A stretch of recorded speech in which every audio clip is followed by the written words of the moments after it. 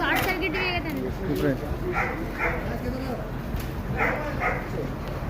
Land TV news क्या है? शुक्रिया बात नहीं कर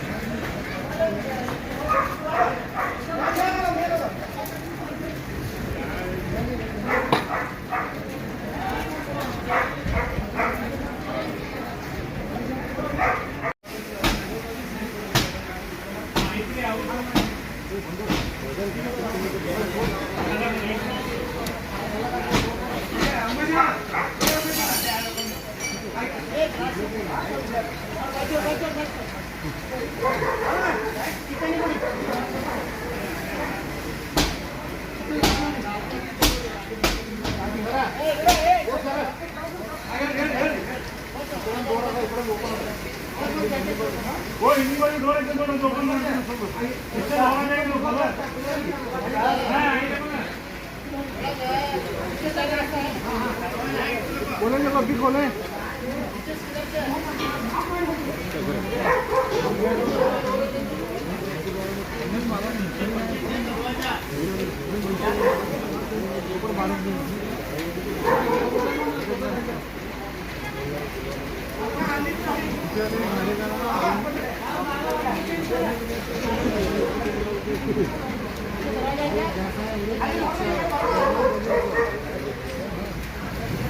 ए वाह सर्विस हो रहा है सर्विस हो रहा है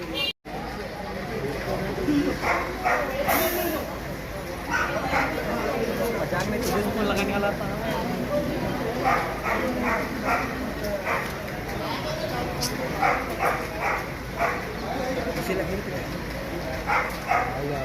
मोबाइल लगे ना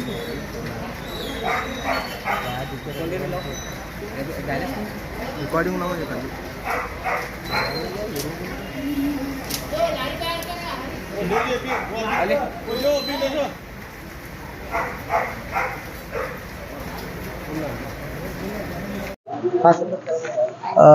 ನಾನು ಜಿಲ್ಲಾ ಅಗ್ನಿಶಾಮಕ ಅಧಿಕಾರಿ ರಂಗನಾಥ್ ವಿಜಯಪುರ.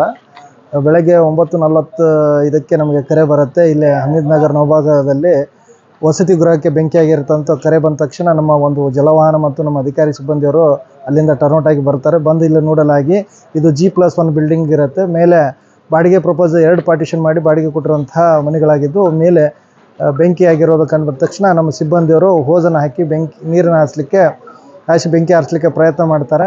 ಒಳಗಡೆ ಬಹಳ ಹೊಗೆ ತುಂಬಿರೋದ್ರಿಂದ ಅದನ್ನು ಬೆಂಕಿ ಆರಿಸುವಲ್ಲಿ ಸ್ವಲ್ಪ ತೊಂದರೆ ಆಗಿರ್ತದೆ.